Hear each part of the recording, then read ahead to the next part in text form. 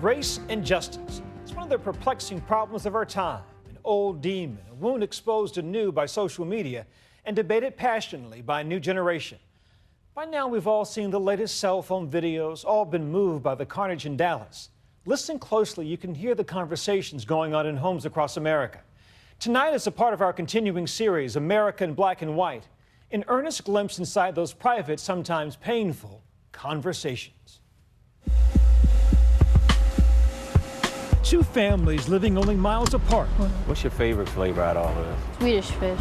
Both boys have dedicated fathers, enjoying the summer before 7th grade. They're wild turkeys. They just kind of hang out up here. Each man is middle class, married, college educated. You should try to skip one. You know how to skip them? Do you know how to? But when it comes to the issue of race, these fathers and sons live in very different worlds. How often do you think about being black? Every day. How often do you think about being white? I really don't. We first met Daniel Kay, his son Aiden. Hello. Solomon Jones and Solomon Jr. in December 2014. If you get stopped by the police, even if you feel like they stopped you for no reason, just be polite. Just get out of the situation so you can come home. It was right after the unrest in the wake of the Ferguson verdict sparked a national moment of reflection that reached all the way into American living rooms. There's that part of me that looks at him and sees him as this innocent little boy, and I hate the thought of having to have conversations like this, but there are people who are living this.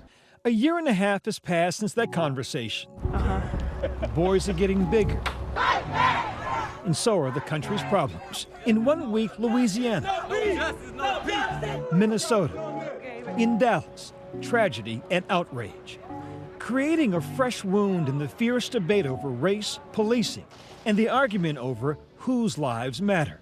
I know that Americans are struggling right now with what we've witnessed over the past week.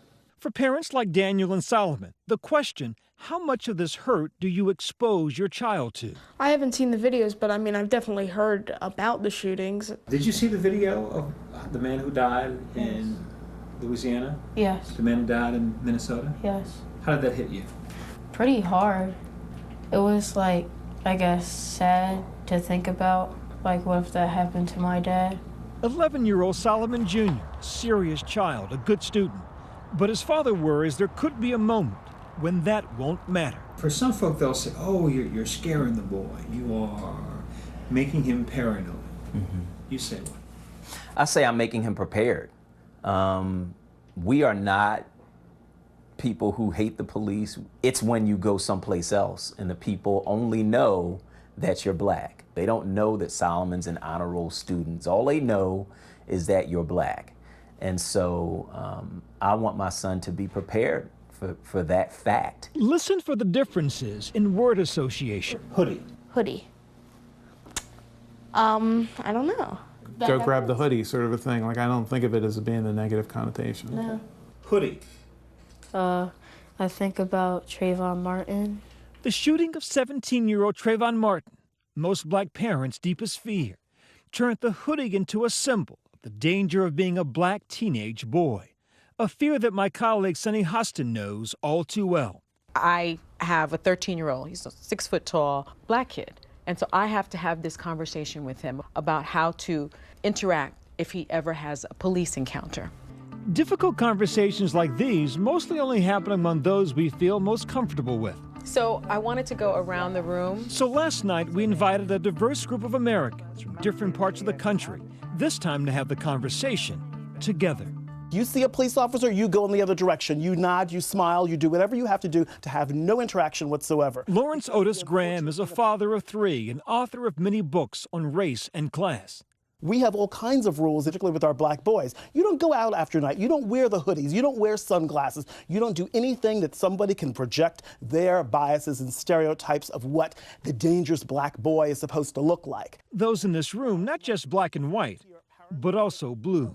Let me ask all the officers, how does it make you feel that Lawrence is telling his kids, if you see a cop, you go the other way? People forget that cops aren't robots, they're human beings, and behind that I bleed the same color as everybody else in this room. We're all a part of some group. So I'm a Muslim, I'm a black man and a police officer, and I feel like even though you have greatness in all 3 groups, A lot of times, the best of those groups and the rest of those groups get treated like the worst of those groups. How do you account for the statistics that African American men are at a 2.5 times rate of being shot by a cop or excessive force during a police encounter as opposed to a white guy? Never once did I have any officer of any race put his vest on, strap up his gun belt, put his shirt on, walk in front of the precinct and say, I want to go out there and kill a certain type of person today. Sergeant Joey Imperatrice is the founder of Blue Lives Matter in New York City.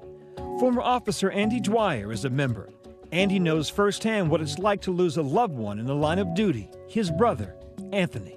He was 23 years old, chasing a robbery suspect, and they got onto the roof, they got into a fight, and the guy pushed my brother off the building. Subsequently died from that. I'm sorry to hear about that. Well, thank you.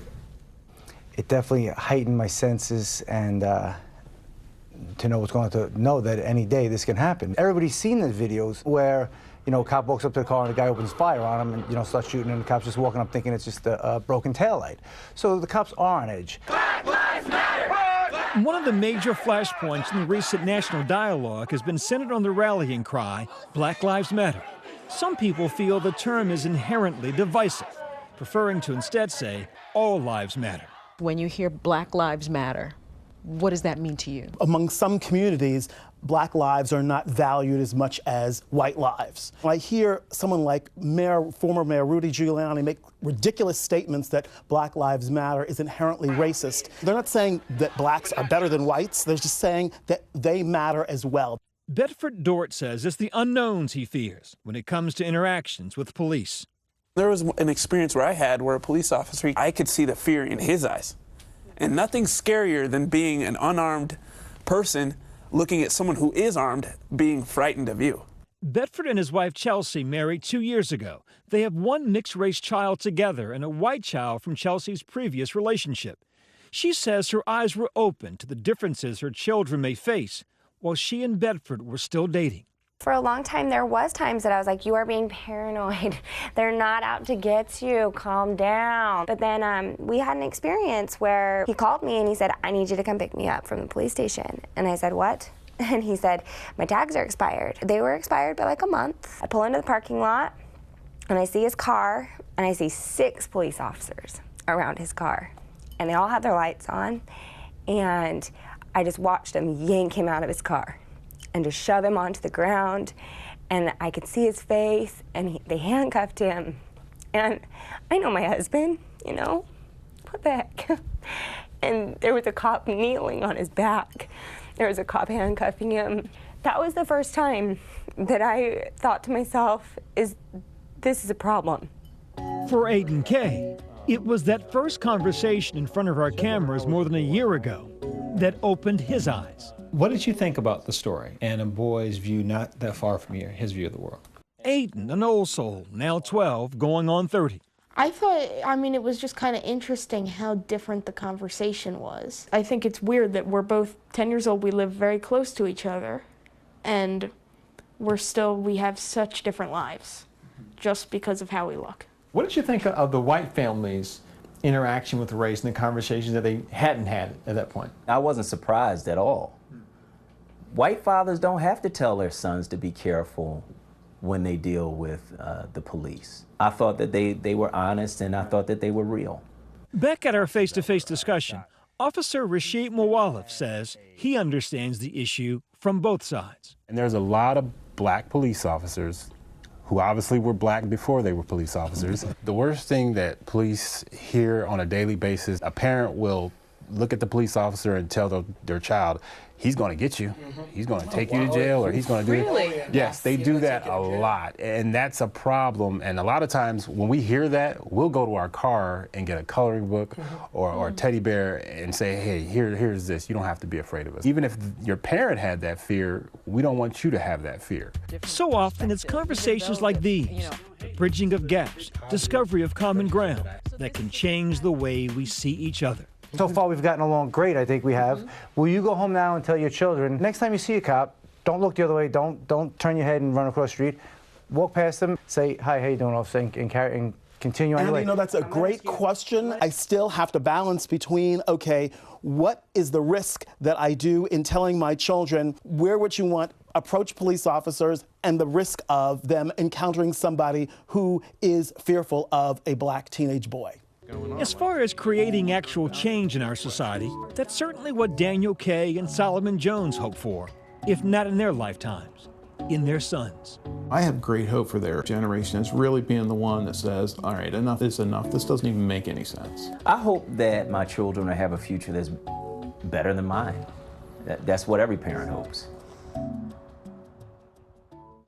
We do hope you'll join us tomorrow night at 8 p.m. for The President and the People, a national conversation, where World News Tonight anchor David Muir will continue the discussion on race and law enforcement in a town hall with President Barack Obama and Americans who've been directly affected by the recent events.